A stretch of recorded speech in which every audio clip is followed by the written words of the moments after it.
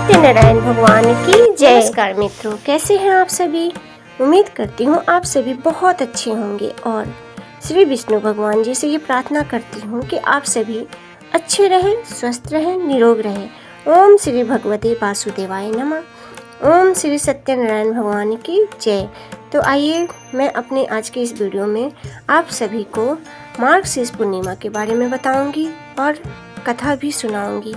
तो आप सभी वीडियो में बने रहिए और ध्यान से सुनिए। हिंदू धर्म में मार्गशीर्ष पूर्णिमा का मैं अपने इस वीडियो में आप सभी को बताऊंगी मार्गशीर्ष पूर्णिमा के बारे में और पूर्णिमा की कथा भी सुनाऊंगी। तो आप सभी वीडियो में बने रहिए अंत तक और ध्यान से सुनिए। मार्गशीर्ष माह की पूर्णिमा को मार्गशीर्ष पूर्णिमा कहा जाता है। यह साल का आखिरी पूर्णिमा होता है और इस पूर्णिमा का बहुत ही विशेष महत्व है। इस दिन भगवान विष्णु की पूजन की जाती है और हिंदू धर्म में वैसे तो सभी पूर्णिमा का बहुत ही विशेष महत्व है, परंतु इस पूर्णिमा का बहुत और भी ज़्यादा महत्व हो जाता है। इस दिन सभी लोग पवित्र नदियों में स्नान करते हैं और अपनी समर्थ के अनुसार दान भी करते हैं। पैसे हो गया, अनाज हो गया या आपकी जो भी आपसे हो सके आप वो दान कर सकते हैं। व्रत करने वाले जो भी लोग होते हैं वो दिन भर फलाहार करने के बाद रात्रि में चंद्रमा को देखकर अर्घ देते हैं और उसके बाद अपना व्रत का खोलते हैं व्रत को। और यह व्रत सभी के लिए बहुत ही महत्वपूर्ण मानी गई है और इस व्रत को करने से सभी मनोकामनाएं पूर्ण होती है और सारे मानसिक कष्टों और दुखों से छुटकारा मिलता है। भगवान विष्णु की कृपा भी बनी रहती है।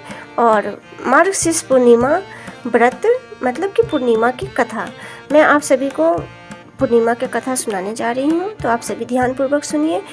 काशीपुर नगर में एक गरीब ब्राह्मण को भिक्षा मांगते देखकर भगवान विष्णु जी ने स्वयं ही एक बूढ़े ब्राह्मण के रूप में उस निर्धन ब्राह्मण के पास गए और कहने लगे, हे विप्रो, श्री सत्यनारायण भगवान मनोवांछित फल देने वाले हैं। तुम उनका व्रत पूजन करो, जिसे करने से मनुष्य सब प्रकार के दुखों से मुक्त हो जाता है। इस व्रत के उपवास से और इस व्रत के करने से आपका सारी मनोकामनाएं पूर्ण होगी और इस व्रत का बहुत ही विशेष महत्व है।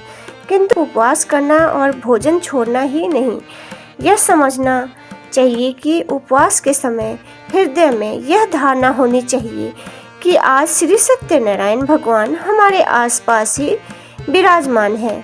अंदर व बाहर सुनिश्चित बनाए रखनी चाहिए और अपनी मन को शुद्ध और स्वच्छ रखना चाहिए।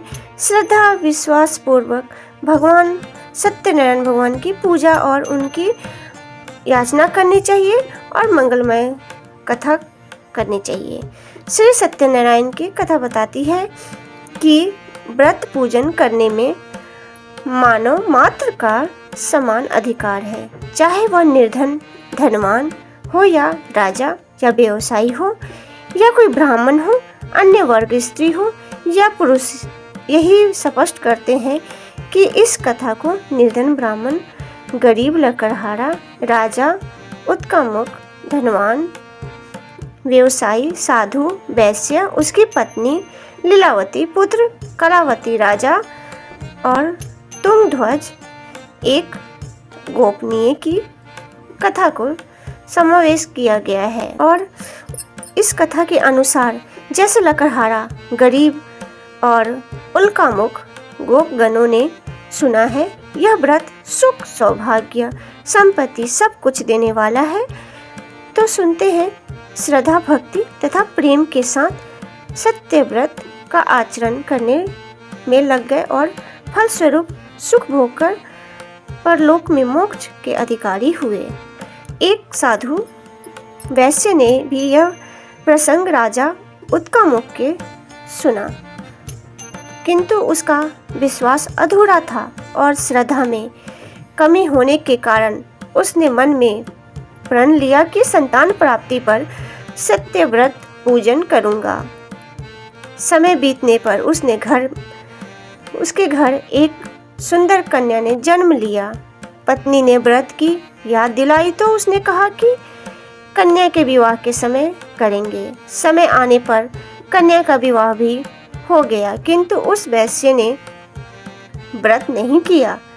सभी वह अपने दामाद को लेकर व्यापार के लिए चला गया। वहां उसे चोरी के आरोप में राजा चंद्रकेतु द्वारा दामाद सहित कारागार में डाल दिया गया। उसने अपने घर में भी चोरी हो गई, उसके खुद के घर में भी चोरी हो गई।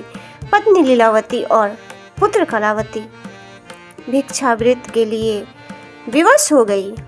वो भिक्षा मांगने लग गए। एक दिन कलावती ने किसी के घर श्री सत्यनारायण का पूजन होते देखा और घर आकर माँ को प्रसाद दिया। तब माँ ने अगले दिन श्रद्धा से व्रत पूजन कर भगवान से पति और दामाद के शीघ्र वापस आने का वरदान मांगा।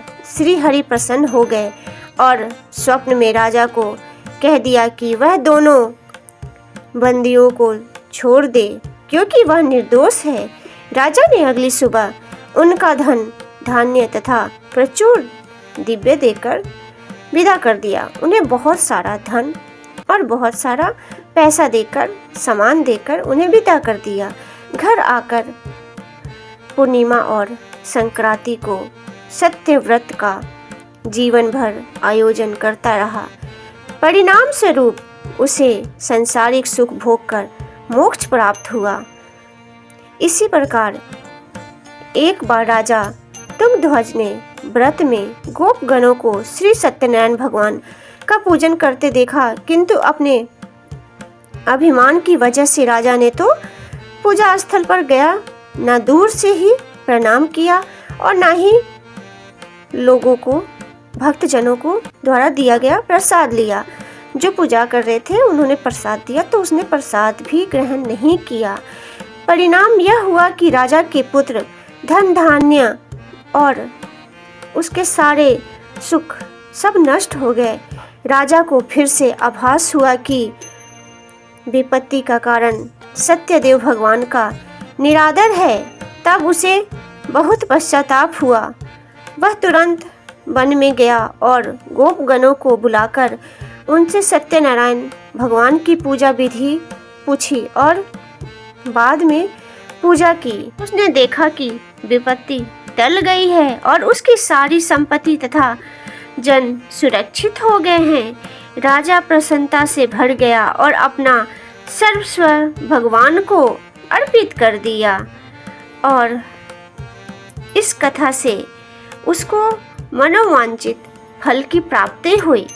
इसलिए श्री सत्यनारायण भगवान की कथा हर पूर्णिमा को व्रत करे या ना करे, अगर आप सुनते हैं या कहीं भी पूजा हो रही हो, श्री सत्यनारायण भगवान की कथा हो रही हो, तो वहाँ अवश्य जाए समय निकाल कर और पूजा में जाए।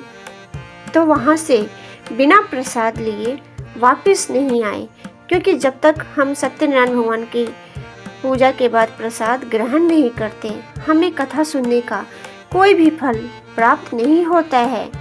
प्रेम से बोलिए श्री सत्यनारायण भगवान की जय। मैंने इस वीडियो में ये कहानी शॉर्ट करके सुनाई है, क्योंकि श्री सत्यनारायण भगवान की कथा बहुत ही लंबी हो जाती, तो इस वीडियो में मैंने आप सभी को ऐसी कथा सुनाई है। उम्मीद है आप सभी को कथा समझ में आई होगी, पसंद आई होगी, और अगर आपको मेरी ये कथा अच्छी लगी हो तो प्लीज़ वीडियो को लाइक, शेयर, सब्सक्राइब करना ना भूलिए और कमेंट में श्री सत्यनारायण भगवान की जय अवश्य लिखिए। आप सभी को मैं अपनी अगली वीडियो में श्री सत्यनारायण भगवान की कथा सुनाऊंगी। तब तक के लिए आप सभी को बहुत बहुत धन्यवाद और आप सभी खुश रहे और हमेशा हंसते मुस्कुराते रहिए। जय श्री सत्यनारायण भगवान की जय।